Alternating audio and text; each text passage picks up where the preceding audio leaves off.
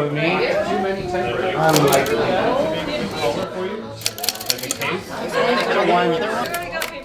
But John and Stephen might need. Again, if you don't even want to read the poem, you don't have to. You don't have to read it if you don't want to. It's more about the sound and about what we're doing as a group.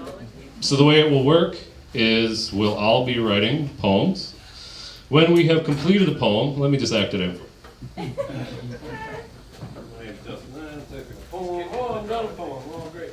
Here we go. And I walk over here and poem, and thank you so much. And then I'll put the poem here. Before I read the poem, I'll ding the bell. Ideally, you give me your attention. Otherwise, talk amongst yourselves until you hear the bell. Thank you, Ben. Until you hear the bell, and then ideally you pay attention. If you don't, then you lose. Then you just lose out on hearing it. Some poets, if they choose to give the poem away, will put the poem on this chair. You are then free if you like what you hear. Thank you, John. Yeah, if you could act that out for me. Yeah. Oh, John just took a poem. John just took a poem. Oh, congrats. No, you don't have to ding. Please don't ding unless you're a poet. We have a small, we have a donation jug here. If you like, oh, hello, Katrina. I like to call people out on the mic when they walk in. Okay, so poets tonight. Starting over here. My lovely partner, Alicia Rubishaw. Yay! John Hedderwick. Yay! Stephen Stamp. Hannah Collins. Jeanette Patana. Joelle Levesque. Jillian Q. Deputy Melissa Johnston. Scott Chakeen. Victoria Mulblakeney. And myself, Justin Miller. Again, talk amongst yourselves, and then it's a very easy event to attend. Talk amongst yourselves, and then when you hear the ding, then ideally pay attention. Otherwise, just you're at a bar. Right? That's all that's happening. You're at a bar with 11 typewriters. All right, hey folks. I totally cheated and wrote one while I was trying to figure out how to use a typewriter. And it's already out of date, so please accept that. It's hard to read too. Oh, there we go. Thank you. All right, thank you. Deputy is holding the light. Welcome to group type. Using a typewriter for the first time in years, sight is an issue. The faint letters, shy as a 50s bride. Can you read me? They ask tremulously. One strong finger seems to be the solution, pounding out poetry like a slow jackhammer as I relearn an old skill. 10 poets, actually 11, hopefully as many typewriters, which has been achieved. One pair of crimson nipples lurking over my shoulder. I feel like I'm typing in the margins, but aren't we all always doing that anyway? There's only one rule, there are no rules. So I didn't really cheat because there are no rules. And there is precious little light, but a little shadow is good for poetry. Provides a sense of obliquity, which is the kind of word you make up without the glare of readability. I hereby waive any right to sue Justin if I trip over the mic cord, or humiliate myself and all my ancestors, or sneeze my brains onto the Garnet floor, or spontaneously combust like a Spinal Tap drummer.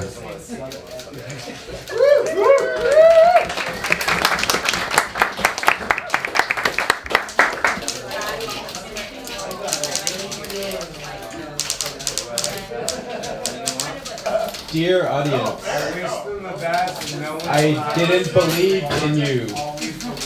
I'm sorry.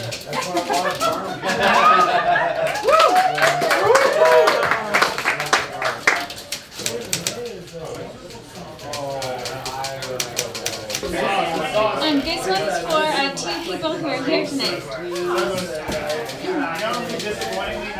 I know two girls with souls like the glitzing backsides of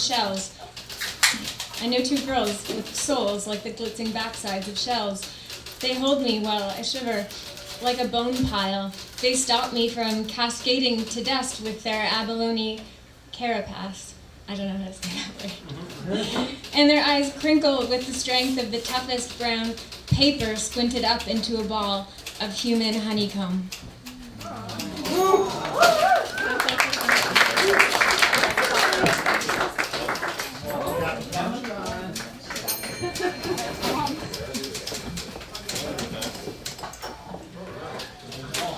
It's called Heat. Apparently, this is after an article I read today about how we don't actually hear the words climate change. We actually hear them very differently now. Apparently, our ears are designed to hear climate change incorrectly.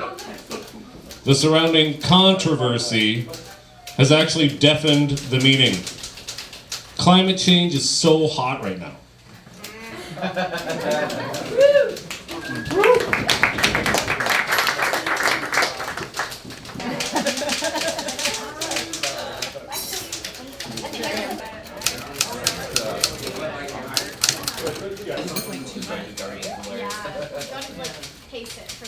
Everything in this room smells like dust. I'm sure they never got the stench of on-tap square nail or tarot card glue out of the furniture. The bar stools still hover in midair. When we'd show up late and stay earlier than I wanted, you'll never forgive me for stealing that beer.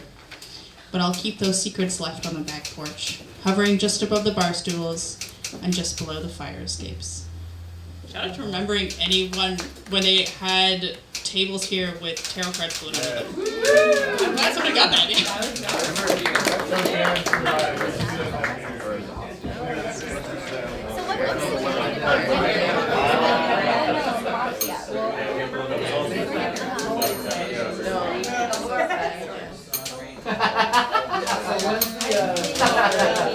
you don't press the button, you don't read. Does that count? I'll have to do it. Okay. Thank you. And I wonder where we'd be without all the running. Bodies reaching backwards, the slow arching of an afterthought. I watch you uncurl a root vegetable, raging softly, as one does in the late afternoon.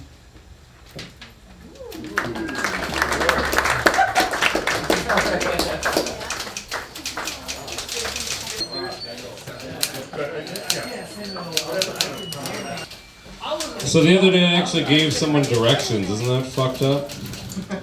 It was over on, that's not the poem. It was over on Elmer Street, and they pulled over in an SUV and were like, "Where's the Memorial Center?" And I was like, "Really far from where you are." And then gave them directions. I thought it was adorable. I didn't know people still did that. Where's the place I'm going to? Like on the internet. This is called A Maze. I gave someone directions the other day. Actual directions. Told them, go fuck yourself.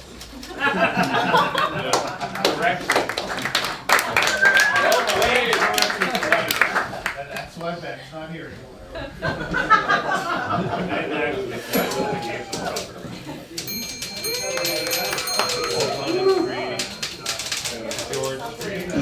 This has no title.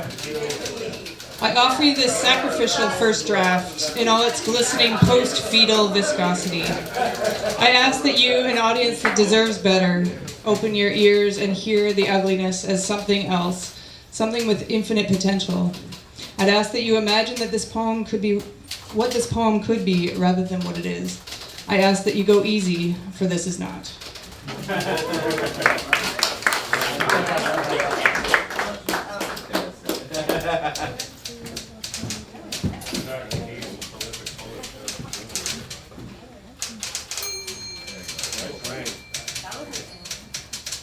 This is part 2 of my other one.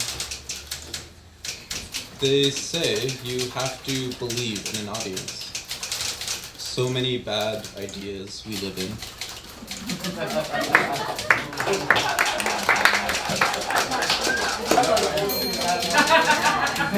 On this little machine, I don't get the luxury of capital letters or margins. The backspace doesn't work, and there's no erase key.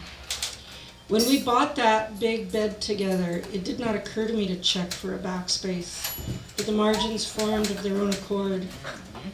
The luxury of capital letters from the lawyer, and the one who gets the house gets the key. It took so long to find out we weren't each other's type. It was me that got erased. The black ribbons worn out. I will use the red.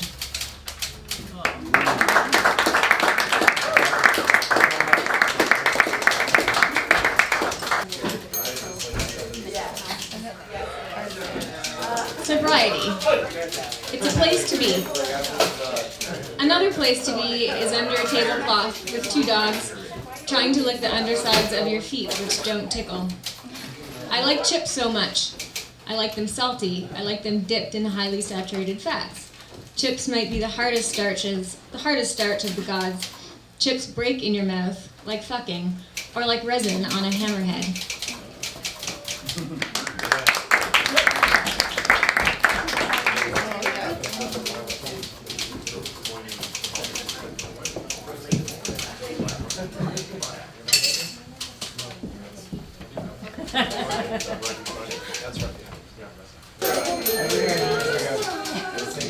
The title goes here. Then, of course, the first line, the one that tries to seduce you with a peek at some skin, perhaps, a swear or two to prove I mean it. Then slowly, sneakily, I trick you with obscurity. I look up a word that will knock you flat with cleverness. My thesaurus gets worn thin, of course. No one uses the printed version anymore. I'm addicted to synonyms. Why can't I just say what I mean? What the fuck do I mean?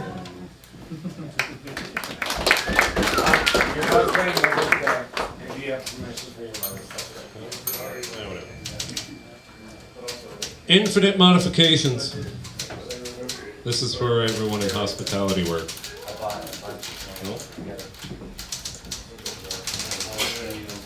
When new deli customers come to Sam's Place, they usually remark, "There are so many options." To which I dad joke, "There are only 46 options." Then I laugh like an asshole. Then I usually say, "Actually, if you change the meat, the choices approach infinity." And I wonder how true that math really is.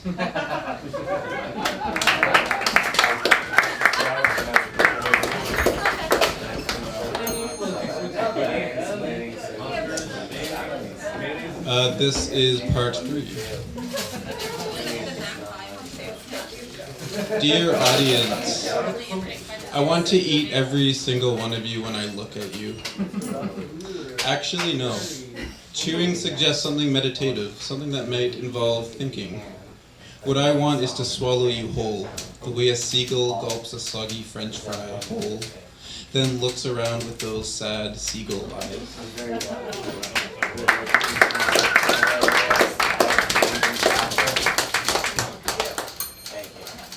Ooh, it's really dark. By which I mean I'm getting old and my eyes don't work the way they used to. There is flooding in Ottawa and Montreal.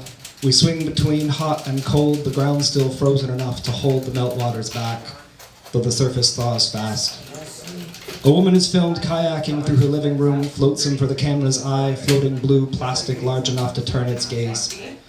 I speak to my sister on the phone on the drive home from work. We speak of our kids. What world will the babbies live in? My car, red flotsam, small enough, no one notices. I float home. She feels overwhelmed, mentions spiraling. I tell her I know that maelstrom well enough. When you are being sucked under, it's hard to know up from down. A 6-foot person can drown in a meter of water. I have been told, I tell her it's best to try keep an eye on solid ground. Pull from whatever seems high enough or hard enough to support the weight and wonder who else is going under.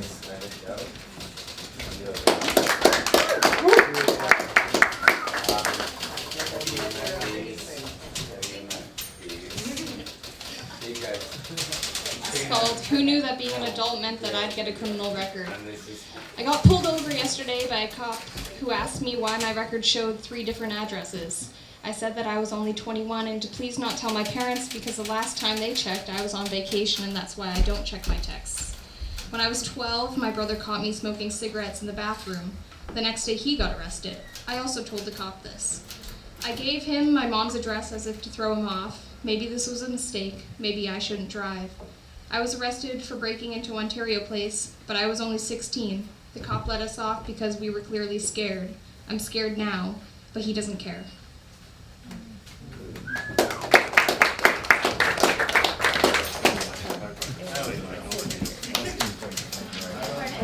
It's for Scott Keane. It's called Sad Seagull Eyes. They are sad because we know, or they know, we call them rats.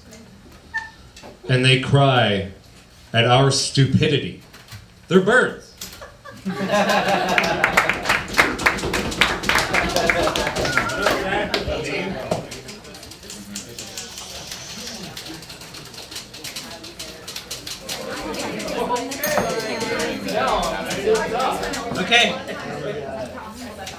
And you look at me sideways, hands frozen in a mistake, as though every second were the veins of a leaf, remembering each layer of paint. And we wait, rotating slowly, waiting for September to retreat, chewing as the glaciers drift under our feet.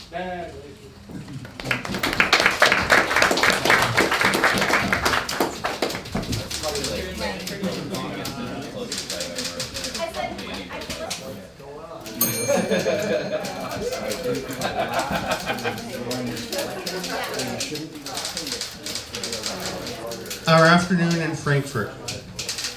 The highlight was the main story bar, where a man hoovered snuff from his thumb crease, where a woman drank Coke beside her mother, her one sleepy eye smiling coquettishly, her thin lips winking, where her mother's hair was in a bun so tight that her eyebrows were raised in perpetual perplexity, where their friend with the broken arm smoked a threateningly thin cigarette and exhaled menacingly, where the owner gave us 2 beers for whatever change was in my wallet because we were shy on euros. The highlight was the lock bridge, taking photos of the couple that just got engaged, rapid-fire photos of the girl who wanted us to capture her in midair, photos of the hundreds of locks hugging each other, entwined like the lovers who put them there. The highlight was the new buildings blooming from the silhouettes of the old. The highlight was the extra day, the extra hours, the extra moments before Air Canada lost our bags as usual, claimed they never had them, invoke plausible deniability, like a poet tapping, tapping, tapping into the place most people keep hidden away.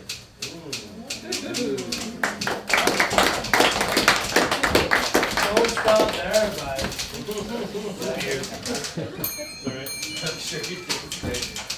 So short. Bed song. When I bought the new bed, the one we have now, I used my credit card on the internet with my smartphone and had it delivered right to our front door.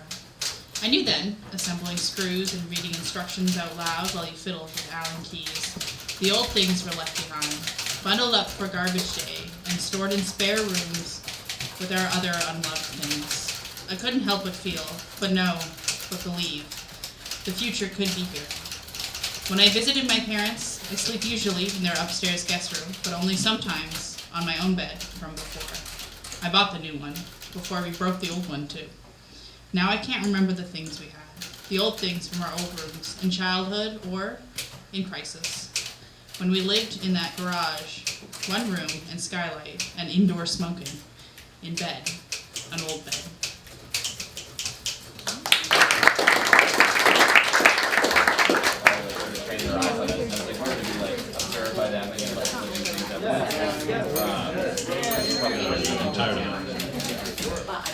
This is called Glacier. Glacier. Vic and Scott. What's an inside joke? Sorry, I'm so sorry. Why is this so tall? For Steven? Is this all for Steven? Oh, thank you. Let's just bring it down. Don't make crazy on that. That's perfect. Casey Backs, everybody. Thank you, Casey. No. You want to read this and you are reading them at the same time? Okay. This is called Glacier.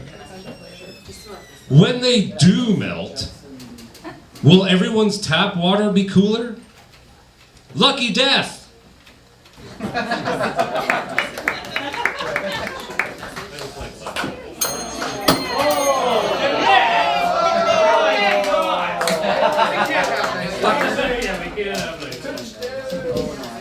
Ten plus one typewriters and the monkey minds here collected ensure the statistical likelihood that Hamlet will be written here tonight.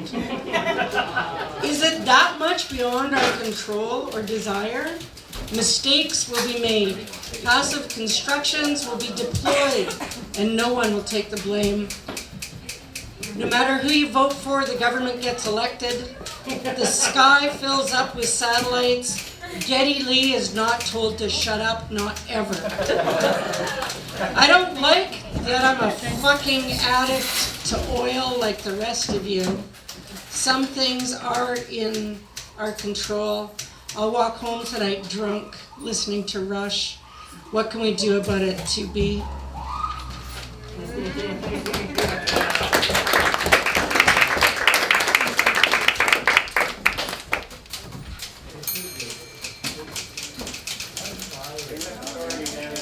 Never trust a person who wears rings on all their fingers. It is a sign of certain stupidity. Just joking. There are sometimes no signs of stupidity. A person who wears rings on all 10 fingers, it is a sign that they have 10 fingers. Might as well look at those rings, fashioned with money in mind and beauty. What I meant to say is never trust a planet with 10 rings. Something that holds its halo so close is not to be trusted.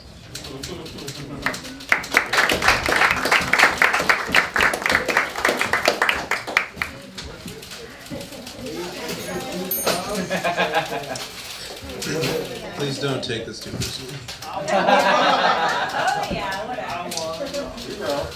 To the man sitting at the bar. Wait, what? Breeze. I sat here for 5 minutes with my composition apparatus, trying to transform my mind into a poem, to transform the page into a poem. But instead I stared at you for 5 minutes, and I think I'm in love, so we should probably just go home now.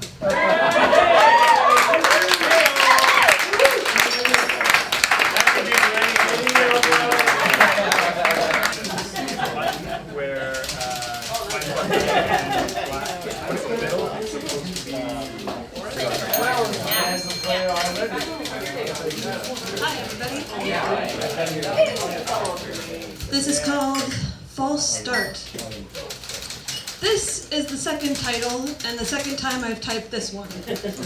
I am, unsurprisingly, the last to read. And Justin, the professional, has laughed us all. As I stare at the wall, Stephen teases me for being a minimalist poet. This poem is already too long.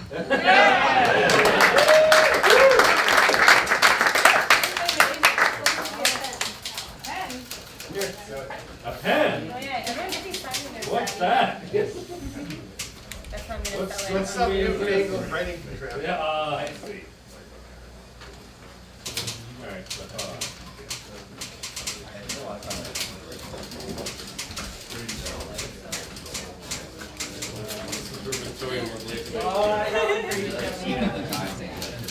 This is for Victoria Moore Blakeney.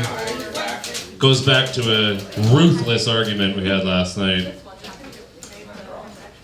This is, well, it's also for Jeanette, or not to be.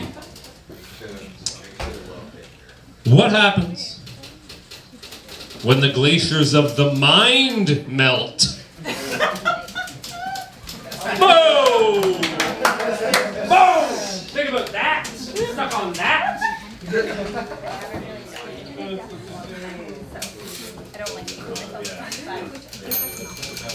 Warning! This may not be a poem. This may in fact be an unfinished thought that won't leave me alone. It may be the last thing I said to you before you rounded the corner and were gone. Or it may just be the thing I forgot to tell you, and now that I have the chance to articulate it, it's just words. It's empty of the full, unquestionable truth that was a shard in my nape. It lacks the punch in the throat that it ought to have delivered. Or maybe not. Maybe this is a list of things I don't want to forget. Feed the cat, oil change, organic fucking hemp milk. That dream I had where Dad was lying in a coffin and I couldn't breathe, and I want to remember that. Why? Because I like to feel.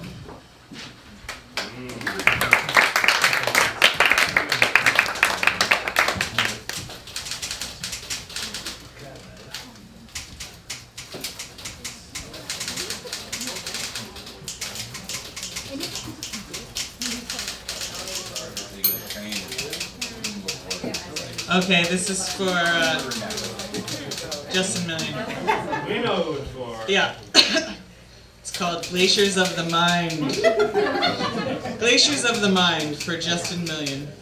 There is nothing quite so good as a person you want to hug as much as you want to pinch.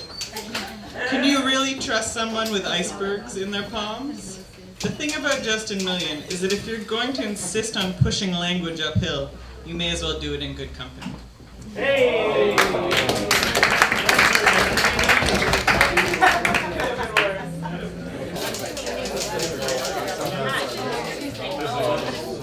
Why doesn't anybody take a poem? Wait, don't let the poem? Okay, we'll just stop. Shut the whole thing down. Oh, thank you so much. Oh, Melinda Richardson. Hi, Melinda. Melinda's kind of like a big deal. Like, Melinda's where Show and Tell Poetry Series started. I curated Charlotte Muse. This poem is a quote from, or the title of this poem is a quote from Jeanette Platano. And it is, "Do you like being smart? The best reason I've ever been given to buy a helmet."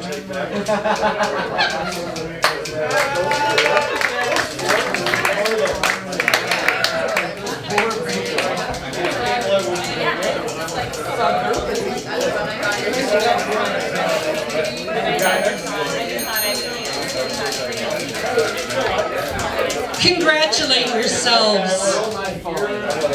Really, congratulate yourselves.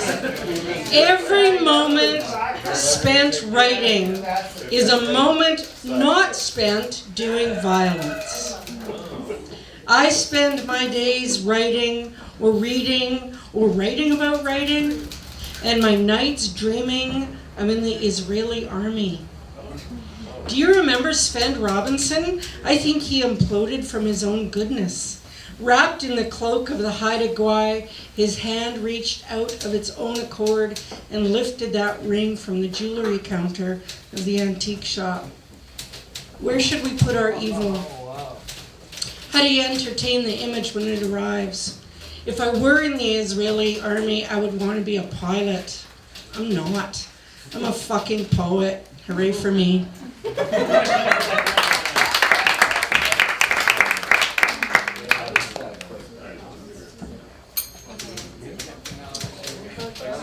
My wife's grandmother taught me to drink scotch.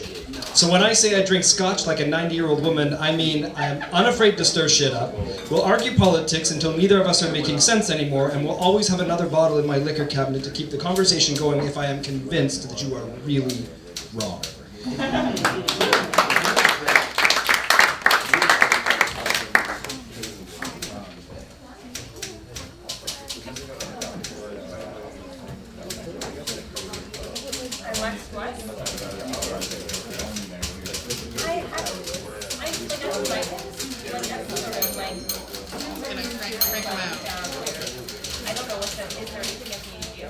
Good cold hearts. I trust them like that. Frozen, but solid, or maybe reliable. Found in the freezers in the meat department. You never go there, though. I know that from your grocery bill. I hope you'll find them. The good cold hearts. The ones you can trust.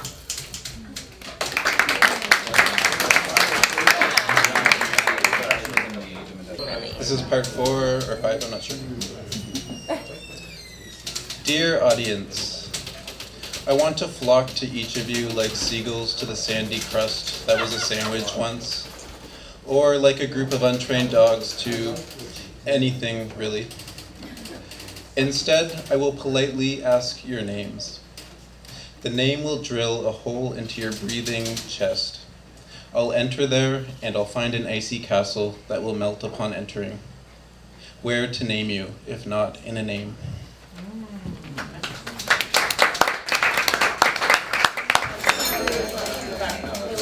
Everybody in here smells so good. I'm ultimately hungry, nostalgic, and horny.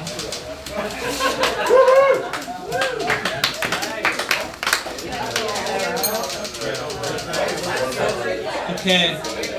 The host collapses your words. Always wanting. Wishing the floorboards would mind their own business. Your mouth always leaking something between honey and lake water.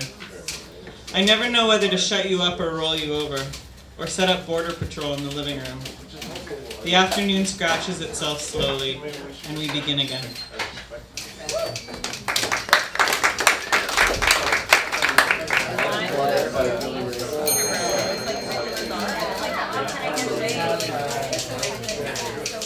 This one I didn't title apparently. I thought I did, but I didn't. So it just has no title.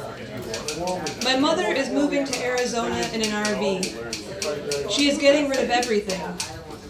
This weekend I went to sort through the boxes she has been storing for me for years. Now, she is asking me to store things for her. At least she isn't moving to Florida.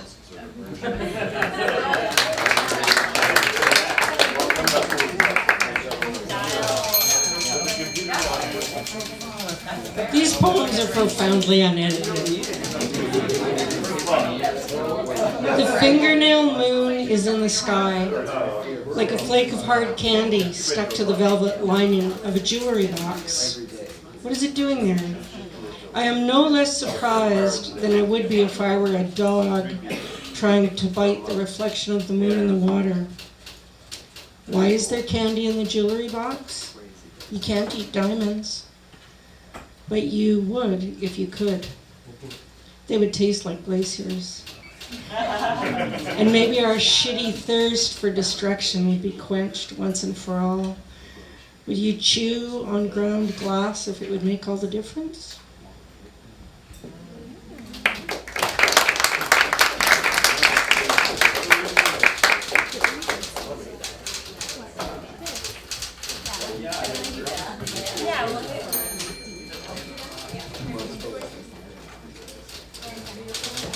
What can you learn, I wonder, at the feet of Erishkigal, where the dead cling to the hem of her dress, Ishtar knows, goddess, come to tear the underworld down, unseat the Anunnaki, and feed fate and mud to the earth it makes of bodies. When Erishkigal calls, Ishtar knows, there is no fighting with death. Give up her fine clothes, give up her jewels, even gods standing before eternity are humbled.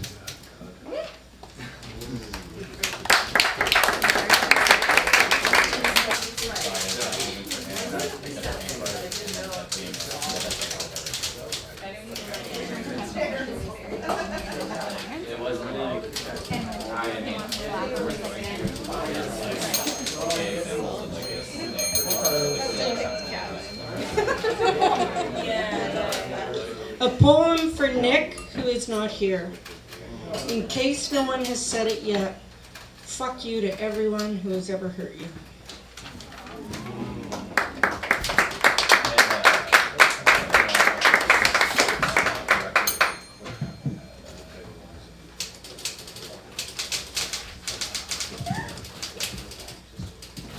I decided to bring my own light source. The pressure of the orange paper. Pressure is good. Pressure works. Pressure turns carbon into diamonds like one hopes one's poem will be. Then one types an 8 instead of an apostrophe, resets the margin to the wrong spot, like Saturn nestled between Venus and Mars, its rings encircling us all inadvertently. John chomps a tiny glacier, like the ones Dick Cheney would bequeath us. Justin reminds us that the video record renders our tappings infinite, and the pressure blossoms like a Prague spring. Nate DeMau's Memory Palace podcast about the mighty atom taking down the No Jews or Dogs sign outside Madison Square Garden, then taking down 18 Nazis with the Hank Greenberg signature bat, welcomes us back to the borough where I will type poems in a jet-lagged fog, imperfectly but sincerely. Wait, sincerity is the cancer of poetry. If you have a message, Dirk Winan espoused, go to Western Union. If you're typing poetry, the medium is the message. This poem is unfinished and will remain so.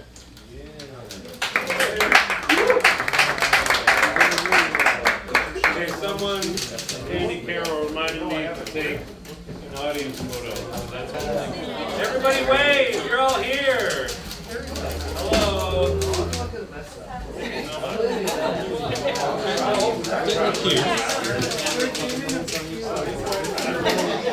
So when I was at 388 George Street today, which is Word on the Street, if you haven't been to Word on the Street, it's at 388 George Street. It's a writing space. What did I say? Word on the Street. What the fuck is that? Right on the. Oh, Word on the Street's a thing. Right on the street. Sorry, 388 George Street. It's a creative writing space. We don't have Wi-Fi. Why am I looking at the page? We don't have Wi-Fi. We don't sell coffee. It's a writing space. Please come and do some writing. Jeff's been there. Hi, Jeff. How are you doing? I like to call up people on the mic. I think it's fun. I came into the space today hungover. Jeanette was very accommodating. Allowed me to lay down on the couch. There's a couch there for breastfeeding, as Jeanette likes to say. And I stared at this all day and didn't do anything, and then I just finished it now. This is called observer theory, and there is a quote from Wikipedia. The observer effect is the theory that simply observing a situation or phenomenon necessarily changes that phenomenon. This is often the result of instruments that, by necessity, alter the state of what they measure in some manner. Observer theory.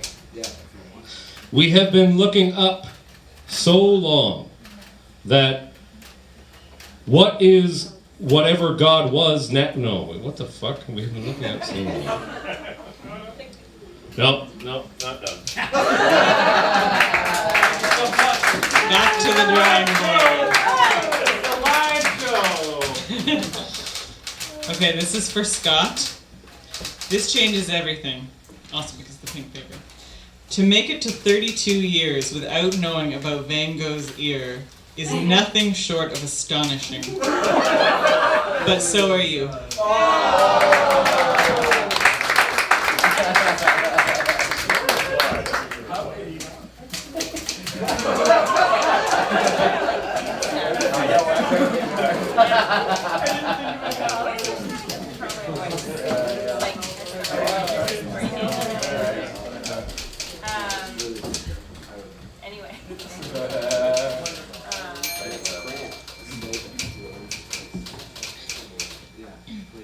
Don't worry about wasting trees, the climate change poet told me.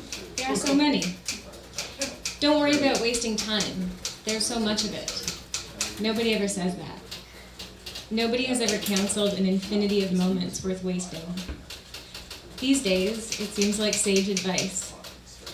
Don't worry about waste. Not the physical kind. We need to care about plastics that find their way into blowholes. But there is something to be said about obliterating time with unabashed, shallow desire. Go ahead. Lick asshole after asshole after asshole.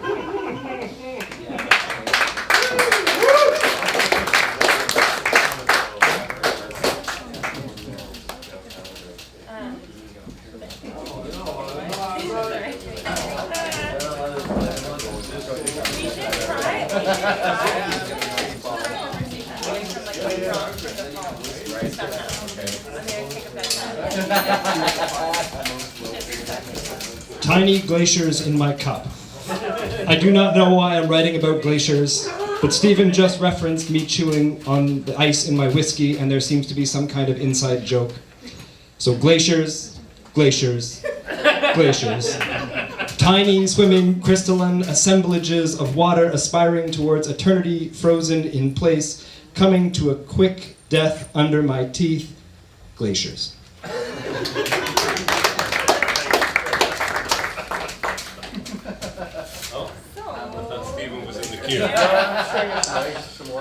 You may have heard this one before. Greatest hits. Group type greatest hits.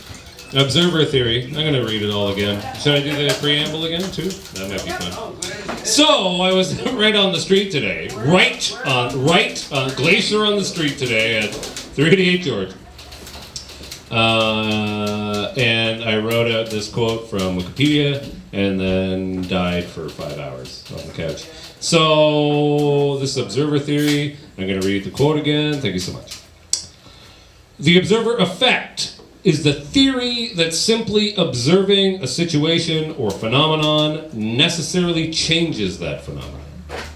This is often the result of instruments that, by necessity, alter the state of what they measure in some manner. And that's from Wikipedia, my boy, Wikipedia. We have been looking up so long that whatever God was is what now? Remember the quote? Yeah. The quote is like half of it. That's sharp. Yeah, you really gotta be on your toes. Look at all these poems. My Look at God. all these guys. Look at all these poems. Nobody's taking the poems. Poems, release.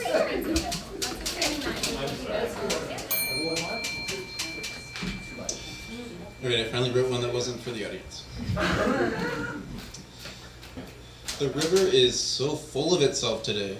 Or is it full of exactly what it isn't? It follows its own path incessantly, won't listen to anyone. Or does it merely follow the law, God's law, or gravity? And me, the poet, trying to say everything, really say nothing. And it, saying nothing, says it all.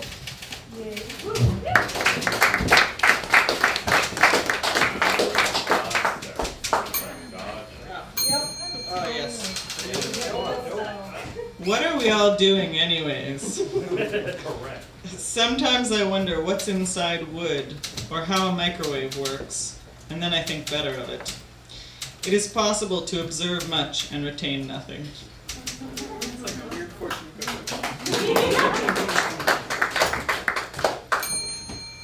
You guys ready for another glacier poem? Yeah. I can't believe I am the first one to use this title. So, Minds of the Glaciers. Right? Glaciers of the Mind? You with me? Yeah. We're with you. We're with you. We're picking up what you're laying down. Excellent. Ice wants to stay ice. Stay the same, the same, the same, like everyone ancient, if only boomers would melt.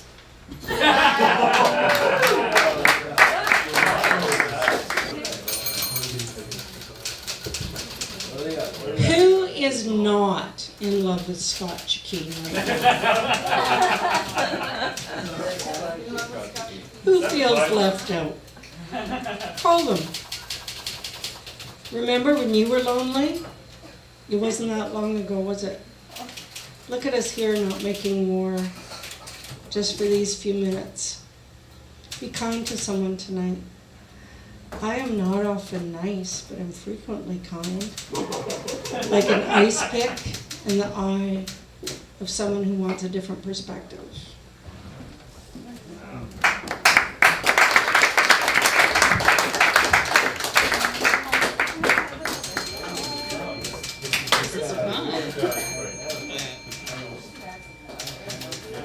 I don't know anything about glaciers.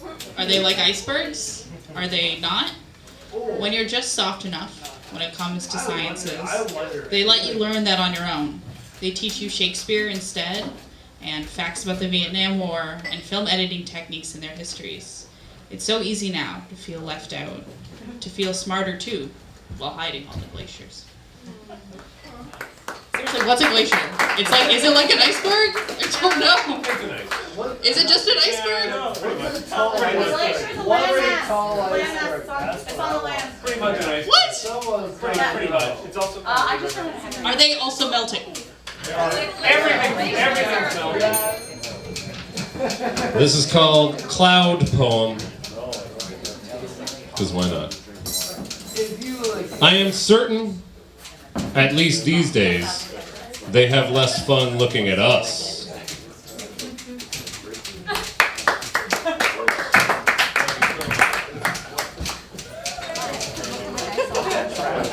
You're actually not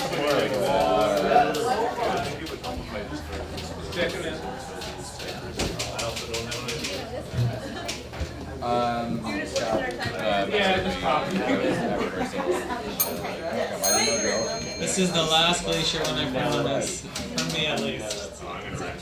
Okay.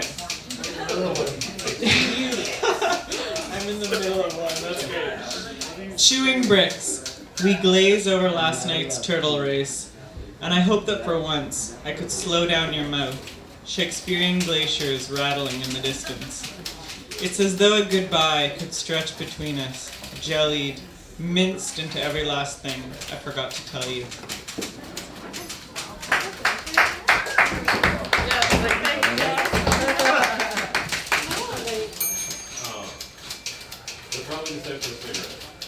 This is a discursive text. Look at it circulating, eddying around us, drawing us downstream.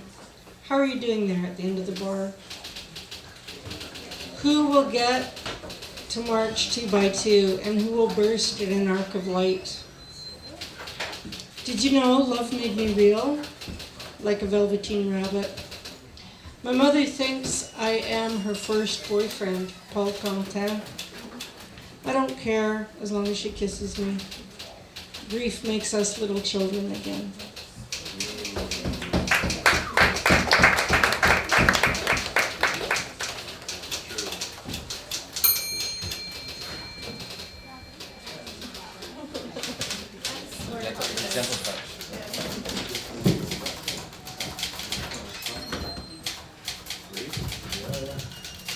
I need to stop reading after Jeanette.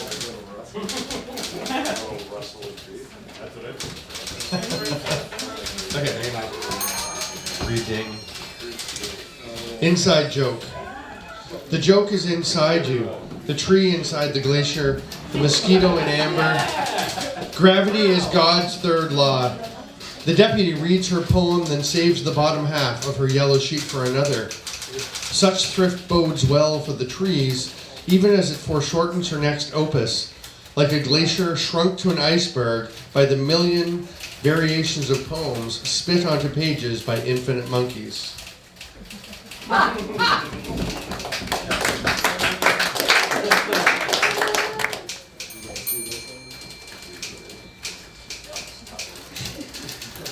Iceburgers.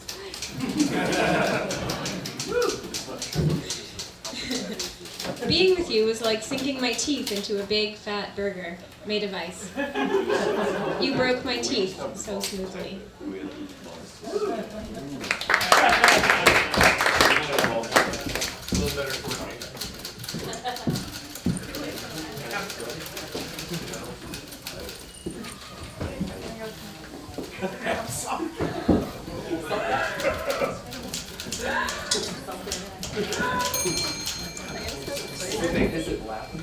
On a good day, I read this city's graffiti.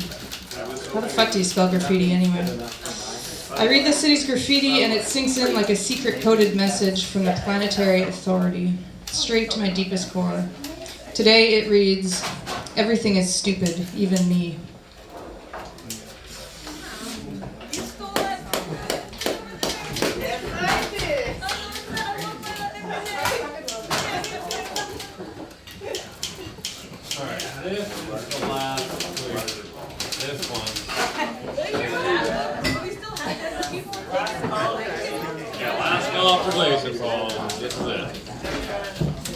What's happening with Mike? Every time it just leave it. This is called iceberg. 2 different words. Iceberg. Iceberg. Pretty much a glacier, but less of a dick about the science.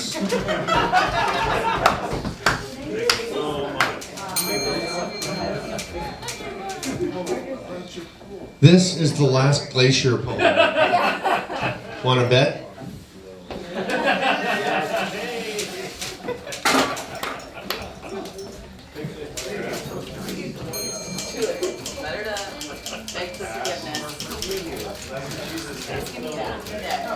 I learned recently the first hate speech law in Canada came days after the Christie Pitts riots.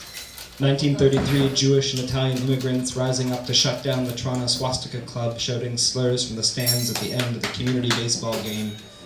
Solidarity, a survival impulse, its pace glacial, then giving way to the sorry, that's a really weird typo. Then giving way, got it. Solidarity, a survival impulse, its pace glacial, then giving way. I imagine my Zadie, wonder where he was, what the following days were like, the laws banning the swastikas, a small victory, false hope in the coming years, a law to keep the peace that failed to see the peace for the whole.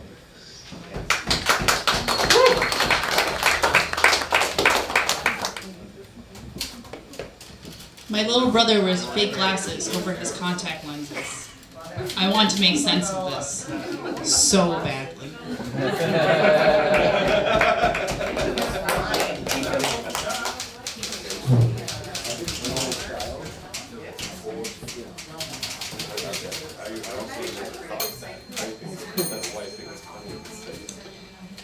There will be a moment when the clattering stops. When you stop waiting for me to come home. When I stop leaving food out for the neighborhood cat. When my hands crack. When your lids close. When no one leaves the light on.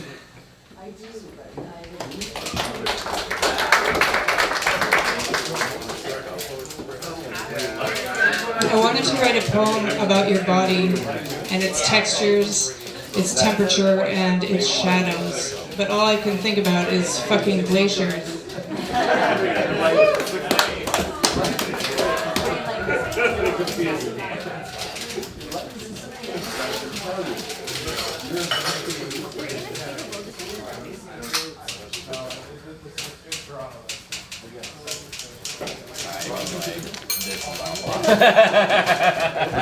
wrote Thistle and the Glacier poems. Geology slumbers but does not sleep. When glaciers melt, can you hear them weep? I know we are a virus on this planet, a cancer.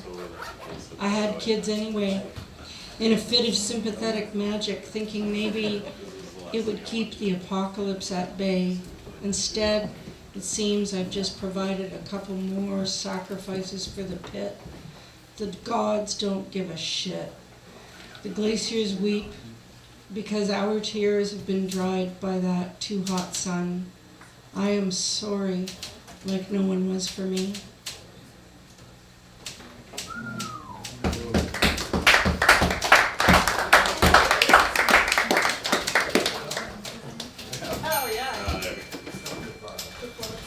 Oh, this is just, that's something.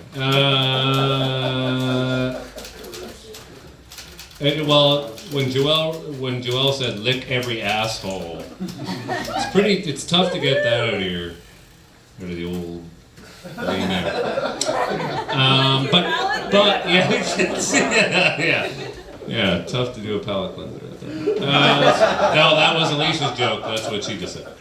I'm just saying it on the mic for the credit. But now I'm thinking of like people you don't like. So it doesn't really work unless you keep that in mind. It's just for like asshole people, not actual asterisks assholes. I'm right here. I'm so sorry. Who said Mother? I am sorry. This is for Mother. It's called Lick Every Asshole. Oh, I should have added the word. Can I add the word now? There's no rules, so I'm just going to do it. Lick every asshole. Because they'll really hate that. Turn it around on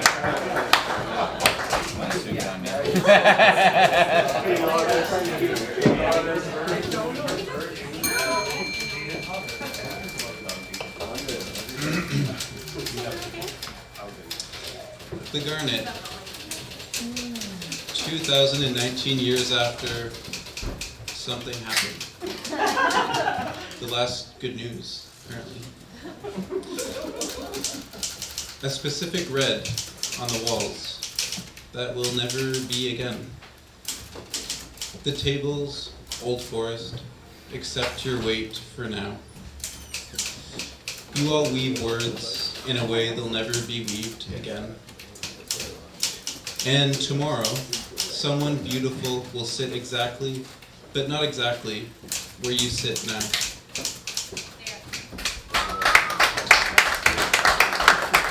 That's Scott the King. He really knows what he's doing. Never heard of it.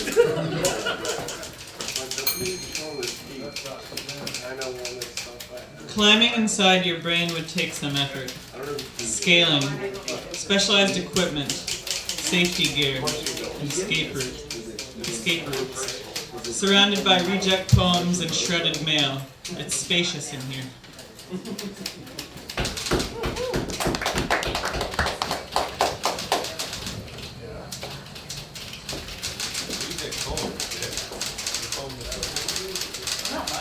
Yeah, that's just so secret.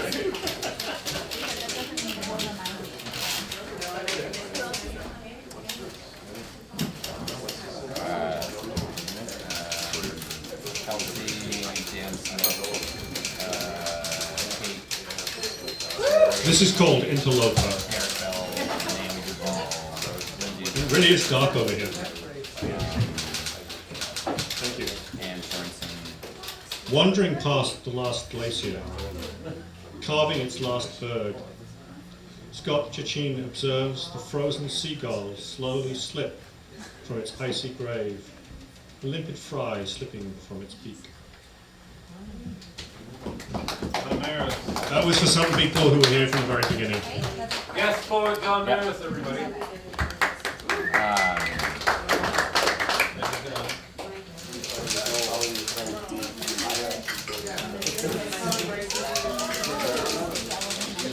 I knew these two people who both looked like wiener dogs, and their baby looked like a balloon animal. Are you really surprised? Fucking genetics. As incommensurate as the voice of Geddy Lee, as absolute as the love of Scott Chachin, as inevitable as the liquidation of glaciers. I am tired and hope you will hold me while I sleep, and forgive me when I say I'm sorry.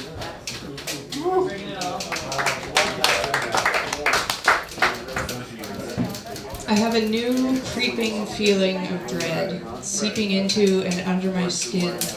Indelible, inky, stinging. It squirts from my ducts and disrupts my digestion. I swallow it, but it insists on returning like the onions at lunch. It's growing like certainty. It's embarrassing, like the fact that I can't spell embarrassing. It's the shameful knowledge that I'm running out of poems. But I love where we're stuff. This is fake. Sorry, none other was like other love.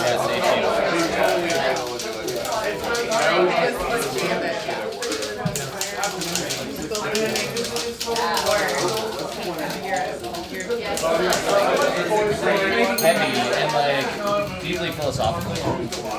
This poem's called News. Like rearrange my whole like perception of like him as an author. I read the internet today.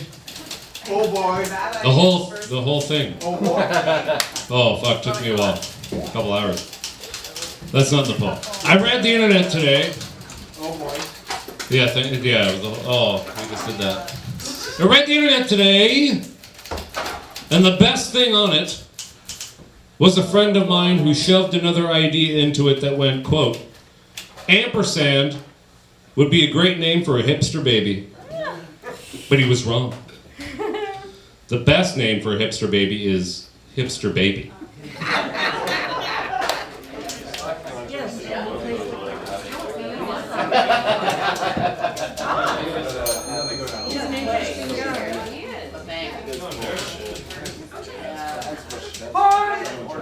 White noise, clap, clap. We were destined for accounts and payroll, the pool of normalcy. Now we are the subject to poetic returns. Why can't I copy and paste returns?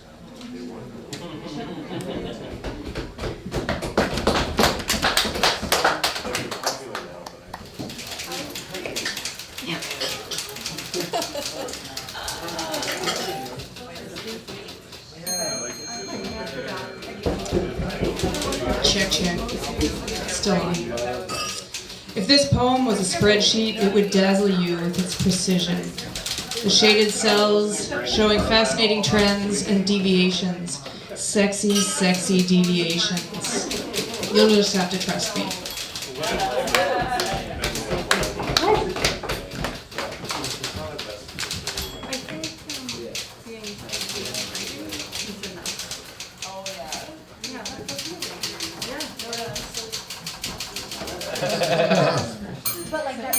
There we go. I was having trouble ringing. What is the sound of one hand clapping? What is the reach of one poet typing? What is that emotion lurking behind your eyes? The masochist said, "Hurt me." The sadist said, "No." The elephant launched a weather balloon with its trunk. The dolphin dove and dove to the bottom of the page. Verbs swim in my eyes. Nouns try to anchor them, but fail again and again. I aspire. You dream of paper pink and green and orange. Try to rhyme with orange, then opt for a whiskey instead. We cling, we swallow, we breathe and breathe. The air grows thin, thinner than our skin. We keep making poetry in the face of our doom. We keep feeling the pulse of the room. We devolve into rhyme. It's never too late until it is.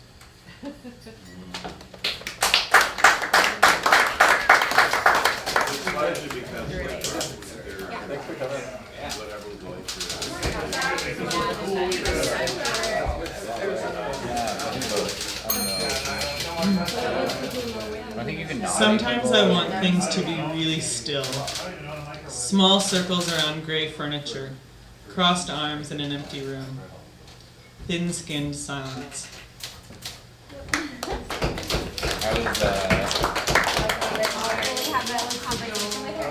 The weeds and the weeds.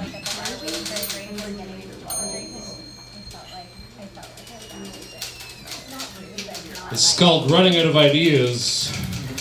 Has nothing to do with the show.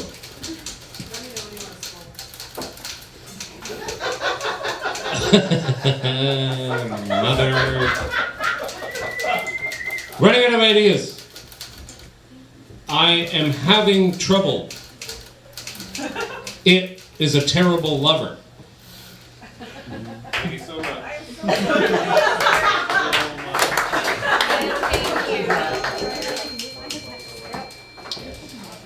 The month has come and gone out loud. Passover Seder, celebration, dancing a story, the children play animals in a way that would have made Booby cringe and stifle a smile. Old ways give up their secrets to new stories locked in a discarded language. There is a box of my Zadie Saul's poetry written in a dialect few alive today can speak, set aside for me to decipher when I am ready. He had the first pacemaker in Canada. ODSP paid for him to spend the rest of his life a poet to Booby's disappointment. Always told me I should have been a lawyer or a doctor. Some stereotypes ring true enough. You've got to protect yourself, she'd say, in this life. The world will suffer no guarantees. I'm not a doctor, I'm not a lawyer. Remember lying to her, I'll think about it. Thought about it, moved on. Understanding later in life, protect a euphemism for her fear. I think a lot about them these days. Write about them from time to time, often in April. Passover, vivid, its memories, the stuff of poems, wonder about freedom and old stories out loud.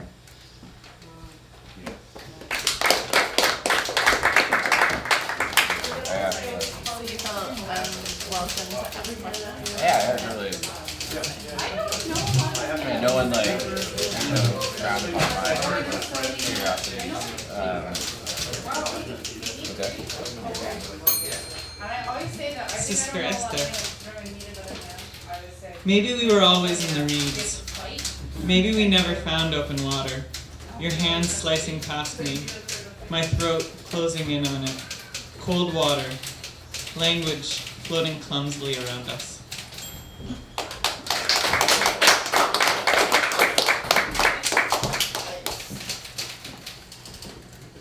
All right, we've got more depressing. It's getting late. Oh, school or country. Sometimes I feel so tired of love. The way my mother locked me in my bedroom when I was 17 and called it love. The way the man down the street kicks his dog in the ribs and calls it love. The way I walk by someone who has nothing and imagine love. The way I lock myself in my room and call it love. Can we stop calling love a word?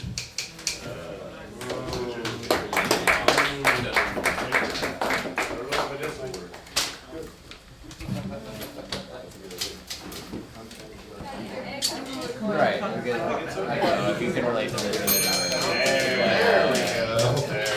My own social anxiety, and I need to remind myself that, again, there's a common feeling maybe that people feel maybe. Vertical poem. Minimalist poem. Embarrassing graffiti poem that stinks of ink and paint. What's that? Concrete poem. Found poem, lost poem, one and the same. Your voice is a question mark when you say nice poem. Ideas have run out of me. Yeah, when I'm hanging out with people, like mostly when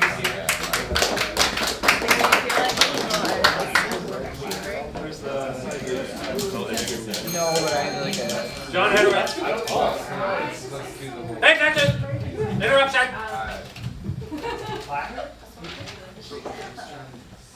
Hipster baby names. Hat. Scotch. Plaid. Hipster face toupee. I stole that from the poet Robert Richards. Avocado. Vespa. Lumberjack. Lumberjane. Lumber them. Justin Million. Orange. Forest. Wool Mittens. John Hedderwick. And of course, Glacier. Nobody's gonna take that one, are you kidding? Nobody's gonna come up with it. Yeah,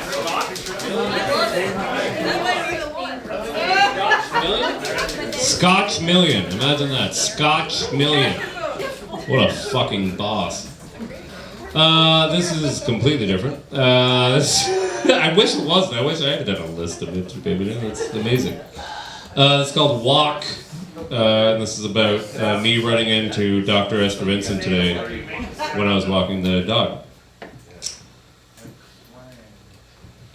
I was walking Nutmeg and ran into Dr. Vincent, who explained to me she was sorting rocks for her garden. She was writing.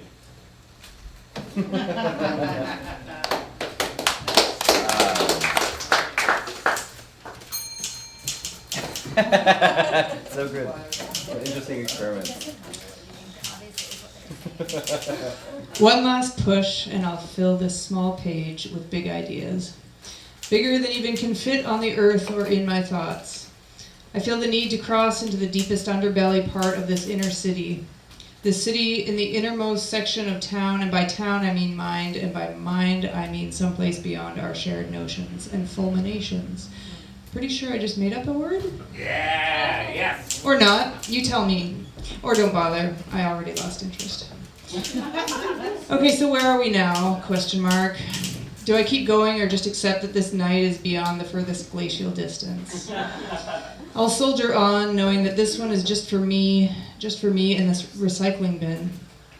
Recycled thoughts are the typos of my dreams. None of this makes sense. Am I tired, or hungry, or afraid, or running low on fresh words? The only fresh words are the ones I make up. And some people frown on that. Like every word isn't just made up.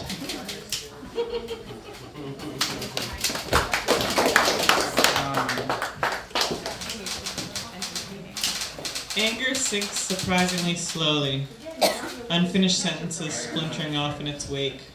We never know why we twist each other until our elbows beg us to stop.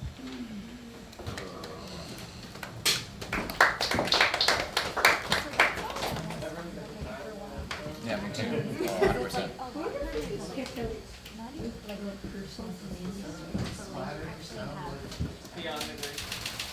No, but like people have individual concern. Yeah. Oh yeah, yeah. Like on peasantry. Yeah.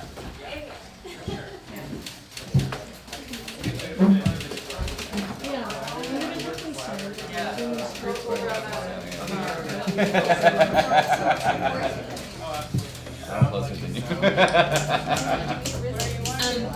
The dichotomy between cat love and dog love is false.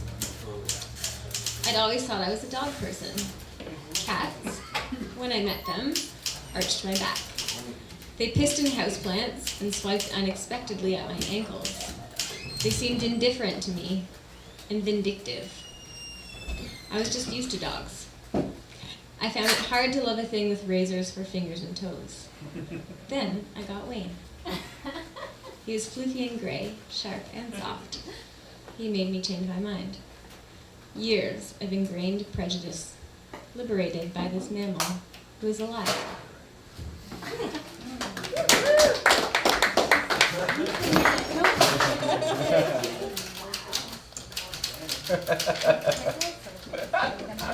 That is true.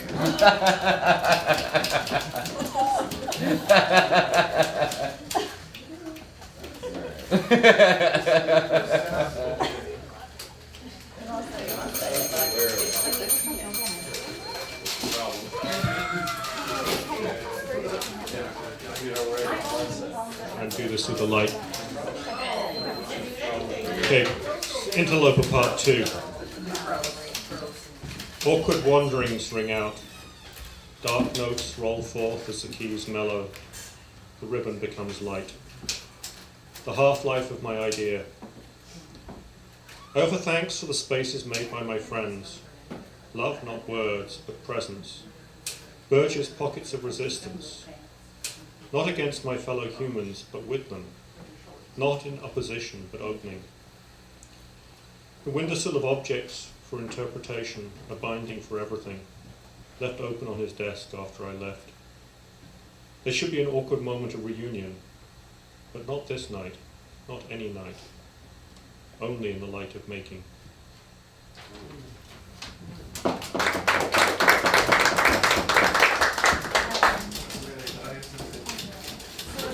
Just for future reference, guest poets aren't allowed to be good. Just for future.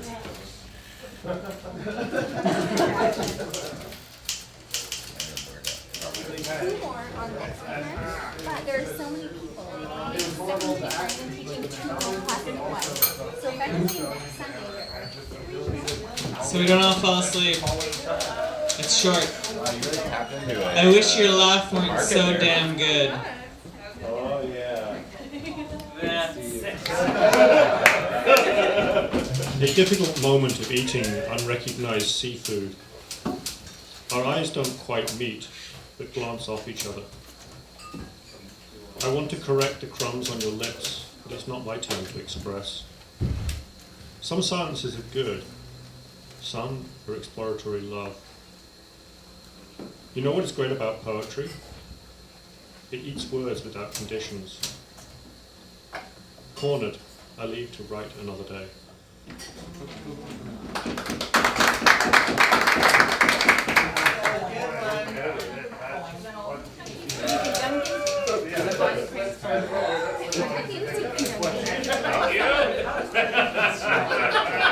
She did it! Hello. Hello, dark. Ding, ding, ding, ding. Where's the bell? This one's pretty funny. Oh, thank you, Scott. This is for, is Casey Bax still here?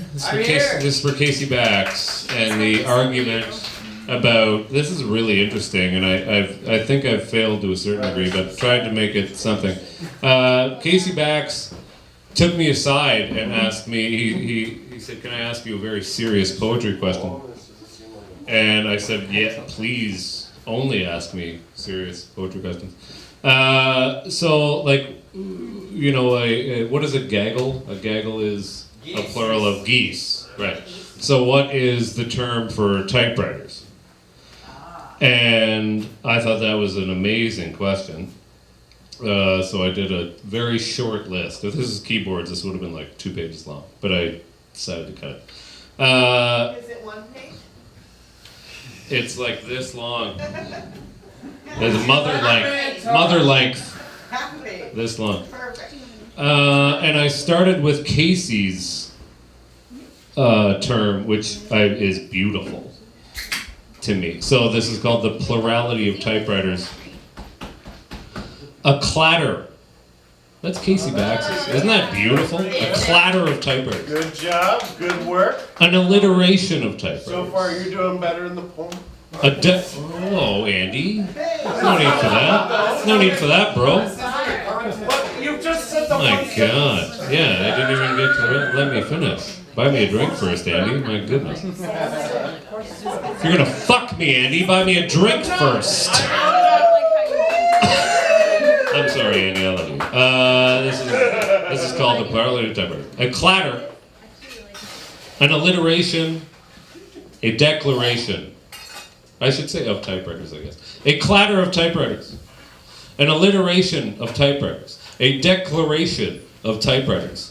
Types, of typewriters, an analog of typewriters, a ribbon of typewriters, a sentence of typewriters, a factory of typewriters, an old factory of typewriters, an arrival of typewriters, a question of typewriters, a pound of typewriters, an old, not just a singular typewriter, a grave of typewriters, which I really like, a rescue of typewriters. Tonight, it's a rescue, a type of rescue.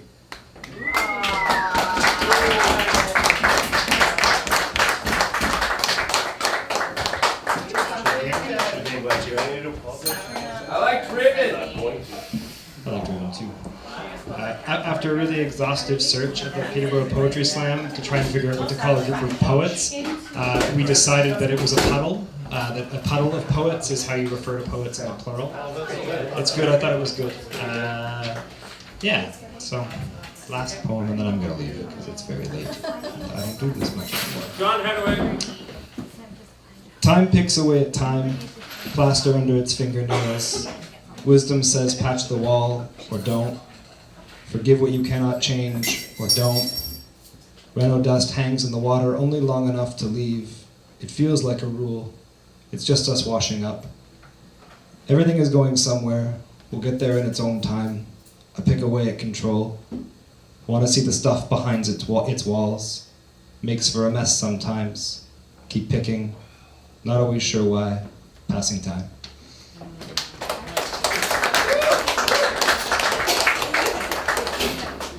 Well, I can't think of a better way to end the show with passing time. That's what we were doing. Thank you so much. Well, none of the poets really here anymore. Joelle Levesque, that's her right there. That's Joelle Levesque right there.